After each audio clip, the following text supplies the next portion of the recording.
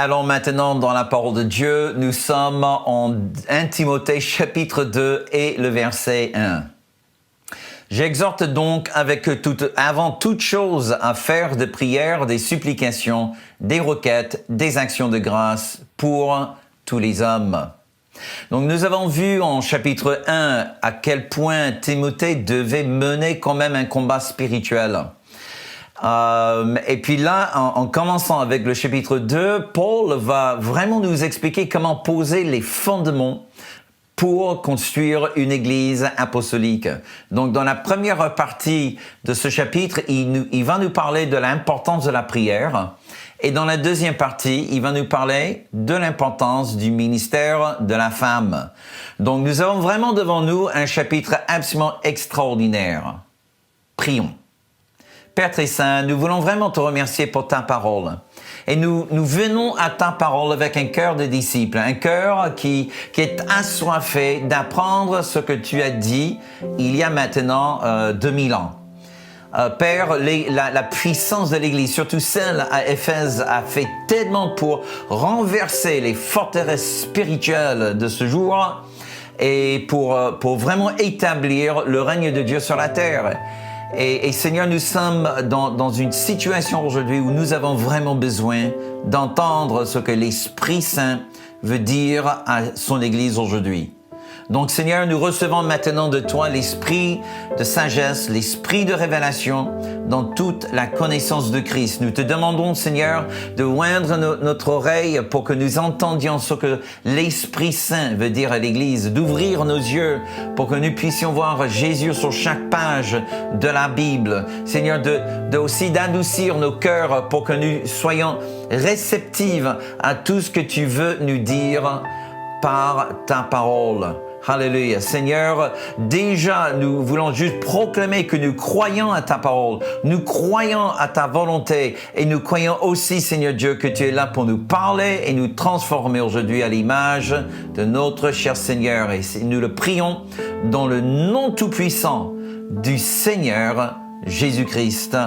Amen et Amen. Alléluia. Alors, dans la toute première ligne de ce chapitre. Alors, encore une fois, Paul va nous dire comment faire pour poser les fondements d'une église apostolique. Et quel est le premier sujet dans ce chapitre? C'est nul autre, mes amis, que de la prière. La prière. La prière, la prière, la prière, la prière. Donc, on va parler de la prière dans cet épisode. Lorsque Paul dit « j'exhorte donc », le mot « exhorter » ici, c'est le mot grec « parakaleo ». Parakaleo, utilisé plus de 100 fois avec une variété de traductions. On peut le traduire en « implorer »,« appeler »,« réconforter »,« désirer »,« inviter »,« encourager »,« appeler »,« charger »,« conseiller »,« avertir ». En fait, c'est composé de deux mots. Le mot « para » qui signifie être à côté d'eux, et puis le mot « kaleo » qui signifie en fait de faire un appel. Donc, le vrai sens du mot « parakaleo » signifie véritablement beaucoup plus une sorte d'accompagnement. Quand Paul dit « j'exhorte donc », c'est beaucoup plus dans une image imaginons un coach qui va demander à l'un de ses athlètes de faire 5 km. Une course de 5 km avec lui. Parce que le coach, il sait au fond du cœur que s'il fait courir l'athlète à côté de lui, il va faire beaucoup plus vite pendant les 5 km. Dans le même sens, le mot parakaleo signifie je viens à côté, je te stimule, je t'inspire, mais je vais aussi faire avec toi. Vous voyez, c'est complètement différent que le management que nous voyons souvent aujourd'hui. Là où tu as un gars qui a fait bac plus, je sais pas combien, bac plus 20, et avec tous ses diplômes, il s'assoit dans son bureau, il donne des ordres à tous les petits qui sont au rez-de-chaussée et dans le champ de travail, et lui, le grand chef, il travaille pas. En fait, lui, c'est faire très peu. Il sait parler. Il sait donner des ordres aux autres. C'est ça ce qu'il sait faire. Il faut savoir que le sens du leadership biblique est complètement différent que le sens du mot leadership aujourd'hui. C'est absolument extraordinaire depuis des années combien de jeunes voulaient être mon conseiller, mais ils ne voulaient rien faire. Voilà, donc, dès qu'ils avaient un projet, ils voulaient que moi, que j'exécute leur projet. Et à chaque fois, j'ai dit, mais non, si Dieu t'a donné le projet, c'est à toi d'exécuter. Donc, mes amis, c'est une chose de conseiller d'autres, c'est une chose de donner des ordres à quelqu'un d'autre, mais c'est pas ça le sens du mot exhorter. Amen. Exhorter n'est pas du tout le sens des pom-pom girls que nous voyons au bord du terrain de foot en train de faire crier les gens dans les gradins. C'est pas ça exhorter, mes amis. Ça n'inspire personne d'aller sur le terrain eux-mêmes. Le vrai sens du mot exhorter, c'est le sens d'un coach qui va vraiment épauler son athlète, son joueur. Il va tout donner pour que le joueur, celui qui est sur le terrain, sache qu'il n'est pas seul. Hallelujah. Que même pendant les temps d'entraînement, même le coach, il va aller sur le terrain avec le joueur. Il va vraiment aller avec lui. Il va l'accompagner. Il va le pousser. Il va le tirer. Il va faire tout ce qu'il peut dans tous ses pouvoirs pour l'encourager d'aller vers l'avant. Ensuite, Paul, il dit, avant toute chose, j'exhorte donc, avant toute chose. Le mot ici, c'est le mot proton, qui signifie être le premier, soit dans un ordre chronologique ou dans un ordre de l'importance, un ordre de valeur. C'est-à-dire, c'est quelque chose qui est mis en premier, soit c'est la première tâche que tu fais, ou soit c'est la tâche la plus importante que tu fais. Alors vous voyez, donc c'est pas juste premier en ordre chronologique, ça pourrait être aussi premier en ordre de l'importance. Quoi qu'il en soit, le résultat est pareil. La première chose, mes amis, la toute première chose en ordre chronologique ainsi qu'en ordre prioritaire, c'est rien d'autre que la prière.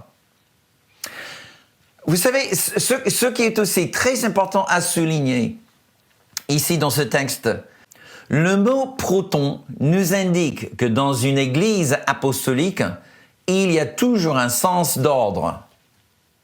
Il y a toujours un sens qu'il y a un ordre en toute chose. Qu'on n'est pas juste livré à faire selon notre propre volonté ou selon nos désirs. Qu'il y a vraiment dans la vie des leaders, dans la vie des membres de l'Église, dans toutes les actions que l'Église s'engage à faire, il y a toujours un sens de l'ordre. On va voir ça surtout lorsqu'on parle du ministère de la femme et dans la saison numéro 3, on parlera aussi des anciens, des diacres et tout le reste. Et cette notion de l'ordre dans l'Église revient très important. Mes amis, ce qui est super dans une famille, c'est que lorsqu'il y a de l'ordre dans une famille, il y a aussi la joie. Il y a la joie d'être à table. Mais on a la joie d'être à table parce qu'il y a un ordre dans la maison. Alléluia. Les choses sont ordonnées. Il y a une gouvernance. Et là où il y a un ordre divin, cela permet à ce que la gouvernance divine vienne dans ce lieu. Et c'est la raison pour laquelle Paul, il veut établir un ordre dans l'Église. Et cet ordre commence avec la prière. Mes amis, on n'a pas besoin de faire beaucoup d'enseignements sur la prière, surtout son importance. Nous l'avons vu dans la vie de Jésus, combien il était vraiment, il consacrait énormément de temps à la prière. Déjà, on peut citer les 40 jours dans le désert, il a prié la nuit dans la prière qu'il a fait avant de choisir les 12 apôtres.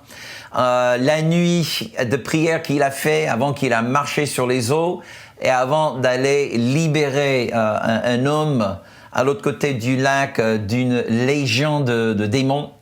Le temps dans la prière, quand il s'est fait transfigurer devant les yeux de Pierre et Jacques et Jean, et ainsi que le temps de prière dans le jardin de Gethsémane, avant qu'il soit amené à la crucifixion. Donc la prière a fait partie intégralement dans la vie de Jésus. Nous voyons aussi que l'Église naissante en Actes chapitre 2 était une Église entièrement dévouée, engagée à la prière. Et puis, mes amis, vous savez bien, il y a de nombreuses exhortations à travers le Nouveau Testament sur la prière. Je vous donne juste quelques-uns. Éphésiens 6, verset 18. « Faites en tout temps par l'Esprit toutes sortes de prières et de supplications. Veillez à cela avec une entière persévérance et priez pour tous les saints. » Philippiens 4 et le verset 6. « Ne vous inquiétez de rien, la Bible dit, mais en toutes choses faites connaître vos besoins à Dieu par des prières et des supplications avec des actions de grâce. » Colossiens 4 et le verset 2. « Persévérez dans la prière, veillez-y et avec action de grâce. » Et enfin, 1 Thessaloniciens chapitre 5 et le verset 17, l'un des versets les plus courts de toute la Bible. « Priez sans cesse. » Mais dans le texte à Timothée, Paul, il fait mention de 4 types de prières différentes. On va parler de la communication. 4 types de communication différentes avec Dieu. Tout d'abord, il fait mention des prières. C'est le sens, c'est la prière, mais au pluriel. Alors, il y a véritablement un sens derrière cette phrase « faire les prières ». Mes amis, ça n'a rien à voir avec l'esprit de la religion lorsqu'on recite, lorsqu'on va répéter des prières dans un cahier, d'accord? Ça n'a rien à voir avec cette phrase. Quand tu vois cette phrase « faire les prières » ou « faire des prières », en fait, ça parle véritablement de la communion avec Jésus. La communion, c'est très simple. J'entre dans sa présence et il y a 2 aspects de la communion. Il y a ce que je lui dis et ce que lui, il me dit. Et c'est ça la communion. Et mes amis, dans la communion avec n'importe qui, que ce soit avec Dieu, que ce soit avec tes amis, ta femme, tes enfants, etc., il y a toujours un sens de la qualité du temps et la quantité du temps. Et l'un ne peut jamais remplacer l'autre. Amen. Donc, lorsqu'on parle de faire des prières, c'est vraiment ce sens de communier avec Jésus, de communier avec le Père par l'Esprit Saint. Mes amis, ça pourrait être aussi simple que juste une petite balade dans une forêt. Ça pourrait être juste quand tu es en train de faire des achats au magasin, de discuter avec Jésus, de communier avec lui. Mais la communion n'est pas que simplement ce que je lui dis. C'est aussi une question de ce que lui, il me dit. Et rien n'est plus précieux pour un enfant de Dieu, c'est de pouvoir discerner la voix de Dieu à travers toutes les autres voix qui peuvent arriver dans mon âme. Alléluia. Ça, c'est la communion. Et c'est vraiment la base. C'est la base de tout, mes amis. Amen. Donc, si quand tu pries, tu te mets à genoux, tu commences à réciter certaines prières, et tu fais des rites, etc. Et vous ne sentez pas du tout la présence de Dieu. Mes amis, c'est pas ça que Dieu veut nous donner. Amen. La communion, c'est une véritable relation intime que nous cultivons avec celui qui nous aime. Gloire à Dieu. Mais la prière ne s'arrête pas là. Ça, c'est juste une forme de prière. Il y a une autre prière que Paul appelle la supplication. Un autre mot qu'on peut utiliser à la place du mot supplication, c'est le mot la pétition.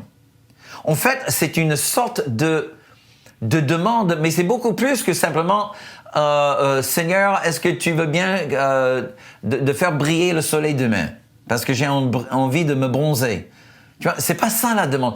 La demande, c'est vraiment là où on toque à la porte et on ne s'arrête pas tant que Dieu n'ouvre pas la porte. Amen.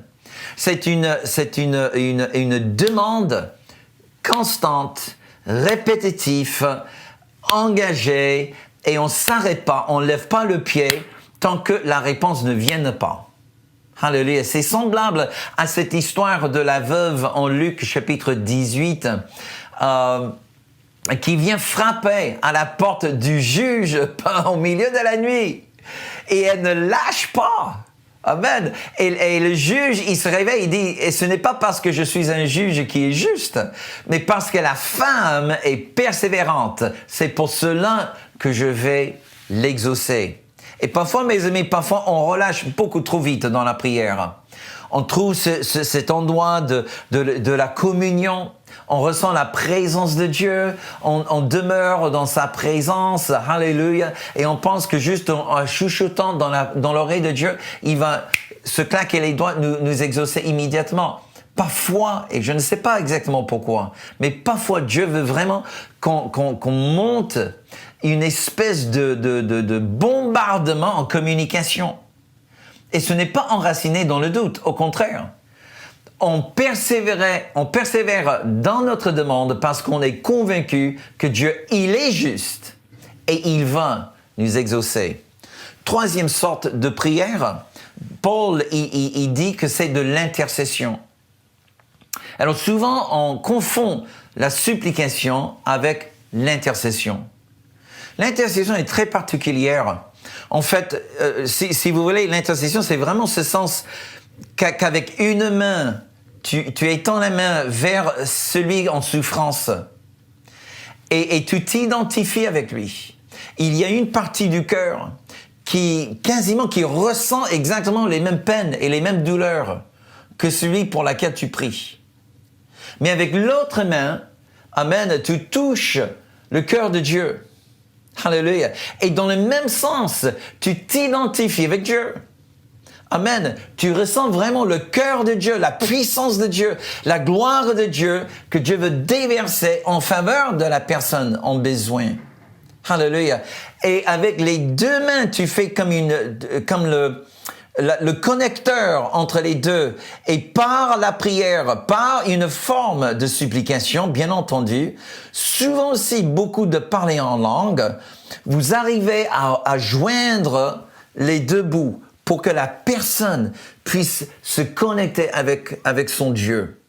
Mes amis, l'intercession, c'est exactement ce qu'a fait Jésus sur la croix pour toi et pour moi. D'un côté, il a touché notre souffrance quand il a crié « Mon Dieu, pourquoi tu m'as abandonné ?»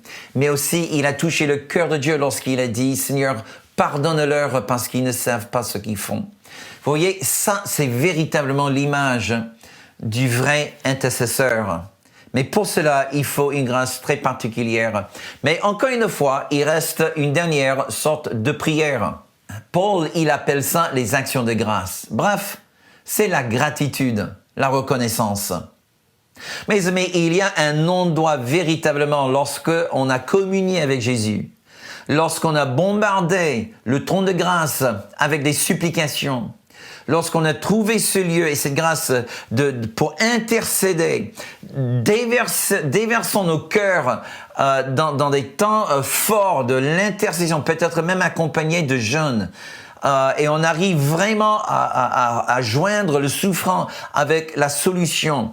Mes amis, il arrive un moment où on a l'impression, quoi qu'on a vu avec les yeux, que waouh, Dieu, le ciel s'est engagé, qu'il y a eu un décret par le juge céleste pour exaucer la demande de celui qui est en souffrance, et quelque chose qui libère au fond du croyant, au fond de celui qui est dans la prière, une paix insondable.